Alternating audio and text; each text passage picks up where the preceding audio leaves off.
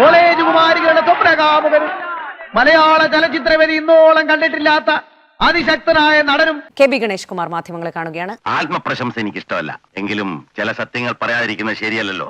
കേരളത്തിലെ ജനങ്ങൾ രാഷ്ട്രീയ പ്രബുദ്ധതയുള്ളവരാണ്. അവര് പറയുന്നു ഗണേഷ് കുമാറാണ് ദി ബെസ്റ്റ് മിനിസ്റ്റർ. നമുക്കറിയാലോ. പ്രണയത്തെക്കുറിച്ച് ചോദിക്കുകയാണെങ്കിൽ ഒരു അത്ഭുതകരമായ കാര്യമല്ല, ഗണേഷ് കുമാറിന് പ്രണയമുണ്ട്. എന്താ ചേട്ടാ ഈ പെമ്പിള്ളാർക്കൊക്കെ എന്നെ കാണുമ്പോ ഇത്ര ആവേശം? ഞാൻ അത്രയ്ക്ക് സുന്ദരനാണോ? ഇഷ്ടംപോലെ ഉണ്ട്.